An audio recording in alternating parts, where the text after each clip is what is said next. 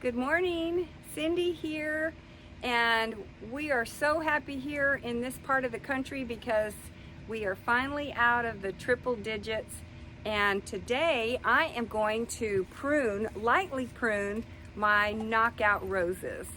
So I have learned that you can do this anytime in late August or early September. If you want a beautiful flush of fall roses, then you really need to do this to your knockout roses. And then after I finish giving it a light prune, no more than a third will I be taking off, I am going to come back and give it some fertilizer. I'm going to scratch in an all-purpose Microlife. This is 624, so it's just a mild fertilizer. It definitely says roses on here. And then I'll scratch that in and give it a good watering. And then in the fall, when it starts to put on some more roses, I might up that first number and give it a little bit higher nitrogen to get more roses. I've got my trusty shears here. They're a little rusty. I probably left them out years ago, but they are very sharp because of my whetstone. So if you don't have a whetstone as a gardener, you really need to get one of these. They're very inexpensive. You can get them all over the place. I probably got this, well actually I got this as a gift from my kids. Okay, so the gray side is what you start with. You're going to soak this for 5 minutes, some say for a whole hour. I didn't have time to soak it for an hour. And then you take it and you do like a 15-degree angle, and you just do this about 12 to 15 times. I've already done mine this morning. Flip it over, do the same, and the same on the other side. And then to smooth out those rough edges, you'll use the kind of rusty colored side, do the same thing 12 to 15 times. You don't go back and forth, it's just one direction at a 15-degree angle.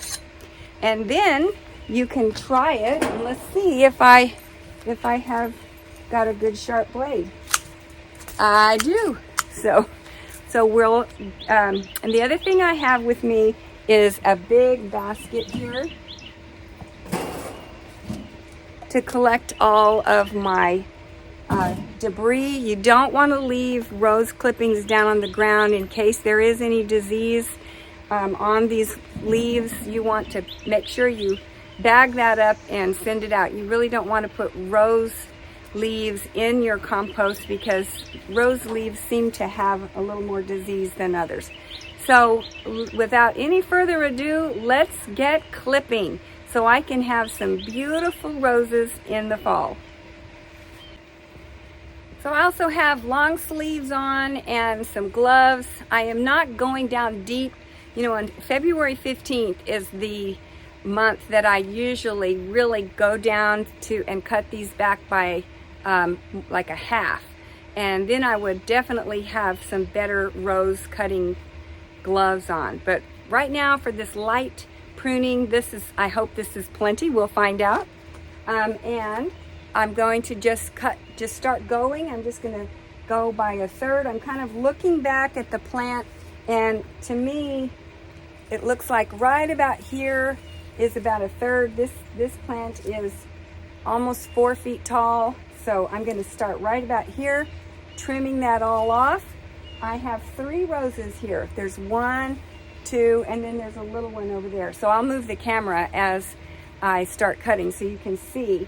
I am going to cut a little bit on the sides to just kind of try to give it a nicer shape. It's gotten a little misshapen, and there are so many dead flowers on here. Let me give you a closer look.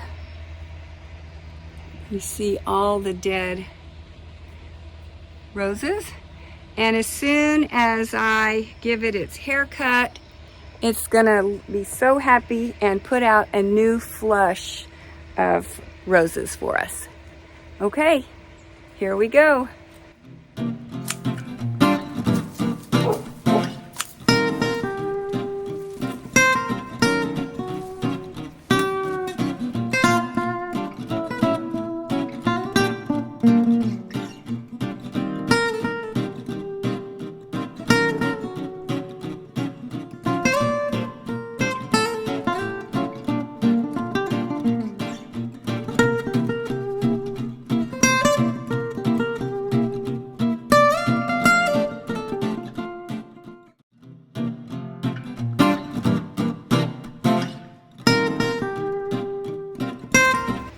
Okay, first one down, let's go and do another one. So from this viewpoint, I think you can now see better that there's 2 roses here. I have tried to keep this down just to about 1/3, and we're gonna do the same to this guy so that they look fantastic together and both the same size. Here we go.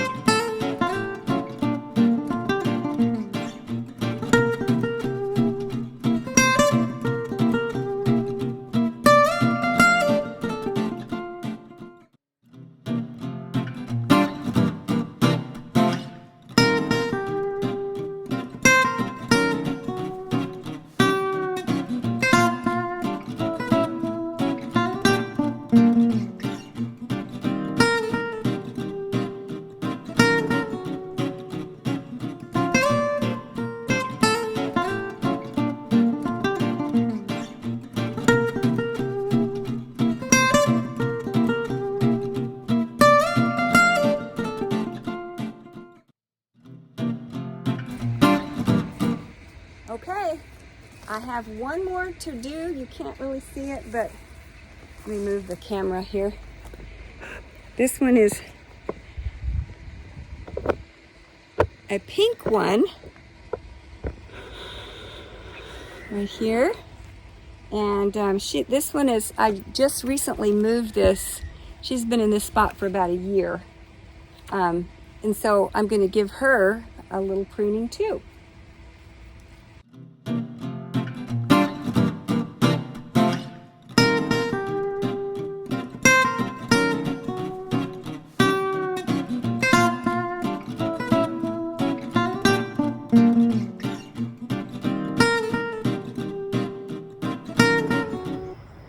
So the sun's coming up, and I'm not sure how this is going to turn out, but I'm going to go ahead and trim this down. So this knockout rose is probably 15 years old, and it does beautifully every year. It does appreciate its little trim here before the fall. So here we go. I did give my shears another little once over with the whetstone. I was noticing it was starting to get a little dull from all the work in the backyard. So I think I'm ready to go. If for some reason the stems are a little bit too thick, then I'll use my handy coronas. Okay, here we go. By 1/3.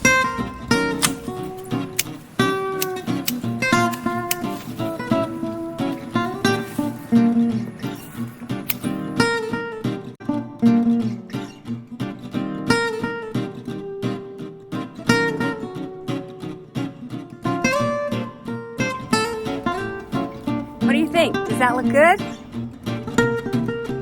think I'm going to cut it down in the front just a little bit more.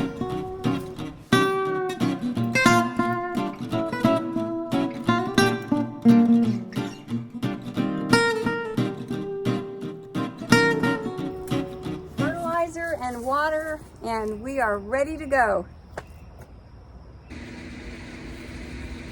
So during COVID, these little spray bottles of like alcohol sanitizers were available everywhere, and I've scored quite a few of these. As a gardener, I love to keep these in my little gardening bag, and in between moving from one plant to another, it's a great idea to spray this and kill any kind of diseases that you don't want to transmit from one plant to the other. So I'm in front of my drift roses. So this is a hybrid variety. This is new, and I love these drift roses.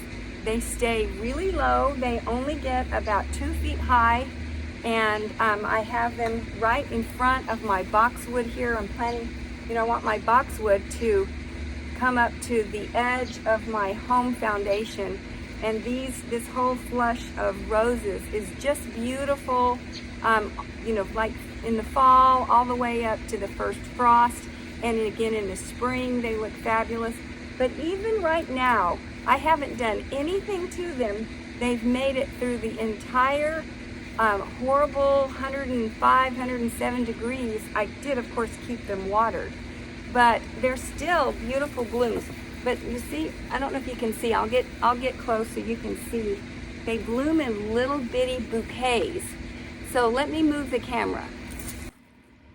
So I'm here down low in my drift roses to show you how they bloom. They bloom in these beautiful, let me see if I can get it, these beautiful little bouquets. Aren't they pretty? There's probably 12 to 15 little rosettes in each bouquet. And then right next to it, you can see how they look right before they bloom. Look at that. There's probably 30 different little blooms on this, ready to go. Here's another one. It's a little smaller.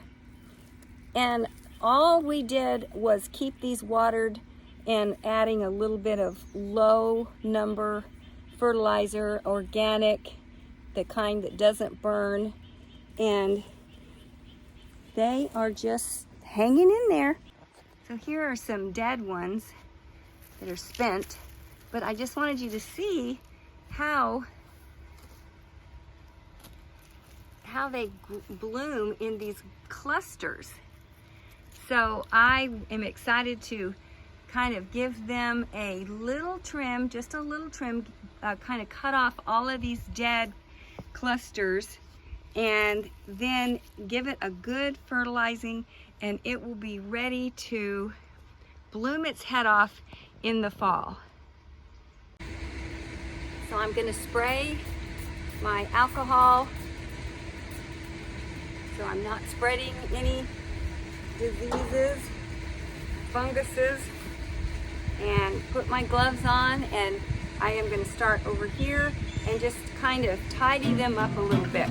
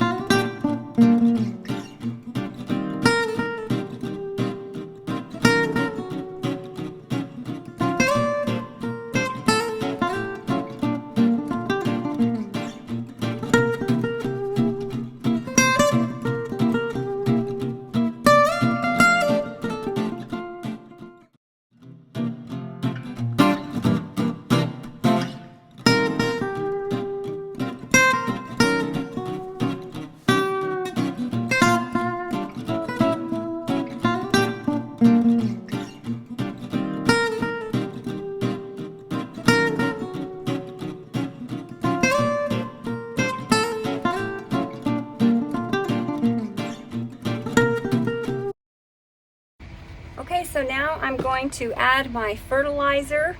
This is Microlife 624, just an all-purpose fertilizer. It says right here it's 100% slow release, will not burn. So even if our temperatures are still in the high 90s, this isn't going to burn it at all, and I can accidentally over-fertilize and it will be fine. I am going to put about a cup of fertilizer on each one. Spreading it all around, digging it in, because these are very well established roses, and they really do need a hit of fertilizer. Okay, so I'm going to pull back the mulch with my fork here, and then I will start adding my fertilizer. Then I'll give it a good drink of water.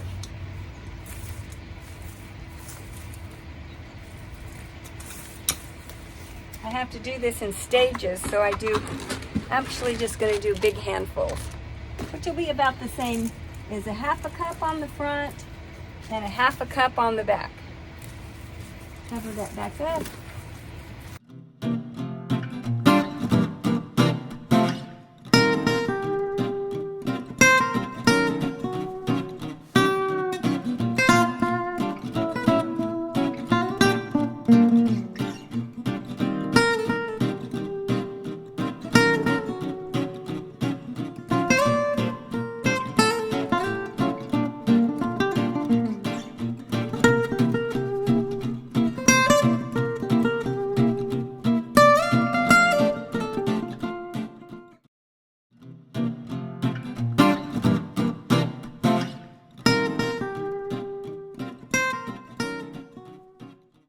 Okay, so I fertilized these three. I'll go fertilize the one in the front yard.